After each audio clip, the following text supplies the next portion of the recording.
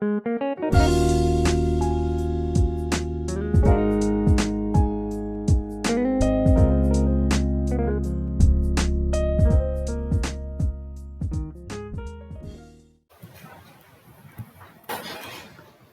students, let us start with the next session, acquired immunity. In the previous session we discussed innate immunity, and you already know the difference between innate immunity and acquired immunity. Innate immunity is inborn immunity, it is present by birth. Acquired immunity is a type of immunity developed after the birth. Is one contrasting difference. Innate immunity is called non-specific immunity, whereas acquired immunity is called specific immunity, because acquired immunity provides protection against the specific kind of pathogens. Second difference. And the third very important difference, in innate immunity no antibodies are produced, whereas in acquired immunity the antibodies are produced. Let us discuss what are these antibodies and what are the characteristic features of acquired immunity. Let us start with them. So, acquired immunity. So, it is a type of immunity is present after the birth, develops during lifetime, and it is not present by birth. It is developed after the birth when a person is exposed to the antigens, and it has a ability of body to defend against the invading bacteria, viruses, toxins, transplanted tissues, is called acquired immunity or specific immunity. So, do you find acquired immunity in case of fishes, birds, reptiles, mammals? The question arises, the acquired immunity is seen only in case of vertebrates. It is not seen in case of invertebrates, only seen in case of vertebrates. That includes superclass Pisces to class Mammalia. The question arises, acquired immunity provides protection against the invading pathogens. Acquired immunity provides protection against the invading pathogen. The question arises, how acquired immune system recognize the foreign substances or pathogens? The question arises. So, normally when specific antigens enters into the human body or pathogen enters into the human body, the pathogen possesses certain markers. Okay, and those markers are called identification markers. And these markers which stimulates immune system to produce defensive barriers, or the identification markers are used by immune system to recognize the foreign substances.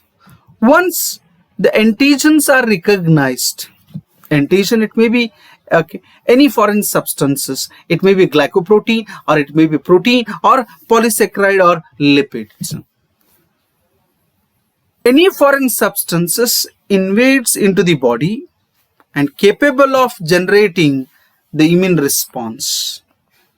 Once the pathogen enters into the human body, that presence of pathogen stimulates the immune system to produce defensive barriers, and such foreign substances are called antigens, or they are called pathogens. The cells of immune system recognize those antigens and produce protective protein molecules, and those protective protein molecules are called antibodies. So immune cell will produce antibodies in response to the antigens. That means any antigens enters into the human body, that stimulates immune cells to produce a protective protein molecules, and those protective protein molecules are called antibodies. So antibodies, when you look at the structure of antibody, so antibodies are protective protein molecules produced by immune cells, especially B lymphocytes in response to the antigens. So antigens are antibody generating cells and cells. Okay, antibody generating. So antigens may be any foreign substances invades into the body capable of stimulating immune response. In the acquired immunity is the resistance that an individual acquired during its lifetime, and it is developed by individual in response to disease caused by infections of microbes. And acquired immunity is found only in case of vertebrate. Okay, and it supplements the protection provided by the innate immunity. That means when first line body defense fails to perform its normal function, second line body defense come into role. When second line body defense fails to perform its normal function, third line body defense come into role. Okay, so acquired immunity forms the third line body defenses. And the acquired immunity has two types of cells.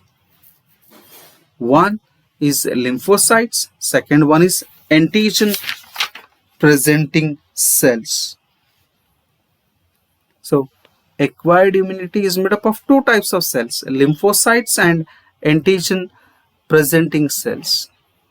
There are two types of lymphocytes. One is B lymphocytes, another one is T lymphocytes. So what is the difference between B lymphocytes and T lymphocytes? So you already know that all the blood cells originates from the bone marrow.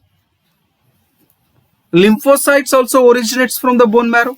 But maturation and differentiation takes place in the different parts of the body. So if lymphocytes maturation and differentiation takes place within the bone marrow, and those lymphocytes are called B lymphocytes. The maturation and differentiation takes place within the thymus gland, and those lymphocytes are called T lymphocytes. So contrasting difference between B lymphocytes and T lymphocytes is B lymphocytes maturation and differentiation takes place within the bone marrow, whereas in T lymphocytes maturation and differentiation takes place within the thymus gland. One. The second very important difference is B lymphocytes produce a protective protein molecules called antibodies, whereas T lymphocytes produce T killer cells. We'll move to the second type of cells, antigen presenting cells. The question arises, what are these antigen presenting cells? These are the specialized cells which includes macrophage, either it may be monocyte as a blood macrophages and histocytes as tissue macrophages. That means some of the macrophages are found in some of the tissues, for example in connective tissues. So second one is the B lymphocytes and dendritic cells, dendritic cells or cells of islets of Langerhans, cells of epidermis of skin, epidermis cells. So what is the role of these antigen presenting cells? So antigen presenting cells, which are macrophages which ingest the antigens, and the antigen presenting cells has two characteristic features. One, the express class MHCN, that is major histocompatibility complex molecules on the membrane. Second one, they are able to deliver co-stimulatory signals necessary for T helper cells. Necessary for T helper cells. Look at here. Antigen presenting cells. A basic feature in an acquired immunity is to recognize the antigens, and once they are recognized, those antigen presenting cells which stimulates T helper cells to release a chemical substance called lymphokines. So antigen presenting cells activates the immune system. The unique features of acquired immunity.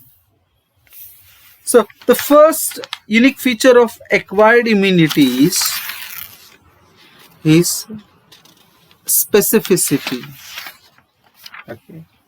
So they have ability to differentiate the various foreign molecules. For example, if A antigens enters into the living body, the immune system recognize those A antigen and produce a specific antibodies against only on A antigens, not with the B, not with the C. Look at here. These are the three types of antigens. So A antigens enters into the living body, it stimulates the production of A antibodies, and those A antibodies will react with the A antigens. And both A antigens, binding sites of A antigens and binding sites of A antibodies, both are complementary to each other. That's why it's called specificity. And A antibody will not interact with the B antigens, will not interact with the C antigens, because the binding sites are not complementary to each other. So look at here. So immune cell will produce protective protein molecules, which the binding sites of antigens and binding sites of antibodies are complementary to each other. So first property is specificity. So second one is diversity. Acquired immunity recognize vast variety of diverse pathogens or foreign molecules. It recognizes bacteria, viruses, and protozoa. Once they are recognized, they will produce protective barriers called antibodies. The third one is discrimination. And you remember, there are two types of antigens again, self-antigens and non-self antigens. The question arises, what is the difference between self-antigens and non-self antigens? The one's own body cells possesses antigens, and those antigens are called self-antigens. If any bacteria enters into the living body, that bacterial cell membrane possesses antigens, and those antigens are called non-self antigens. So immune system has immunological memory and recognize self-antigens and non-self antigens. So immune system will produce antibodies against non-self antigens, not with the self antigens. The question arises, if immune system, because of loss of immunological memory, if immune system produces antibodies against the self antigen, that leads to what? A type of immunity, and that type of immunity is called autoimmunity. Autoimmunity. So it has the ability to distinguish self-antigens and non-self antigens. The fourth one, very important, memories. So when you talk about the memory, when the immune system encounters specific antigens, for example, microbes, for the first time, it generates immune response to eliminate the invading pathogens. For example, the first encounter, so immune system produces defensive barriers, and those defensive barriers eliminates the foreign substances. It is slow and a weak response. And soon after immune response, the immune cells retains the memory of first encounter if same type of antigens enters into the living body. So immune cells directly start producing antibodies, which is quicker and stronger immune response. Okay, so there are two types of immune responses are produced. First encounter, primary immune response. Second time, same antigen, secondary immune response. When you compare primary immune response and secondary immune response, the primary immune response is slow and weak. It's a slow and weak response, whereas the secondary immune response is quicker and stronger immune response. So these are the features of acquired immunity: specificity, diversity, discrimination, and memory. So next we'll move on to the most peculiar characteristic features of immune system.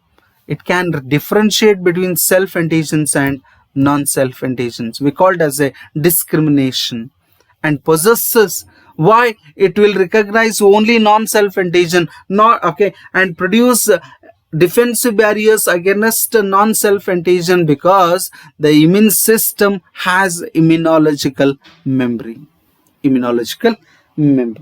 So this completes the sixth session. In the next session, we'll discuss the structure of antibody.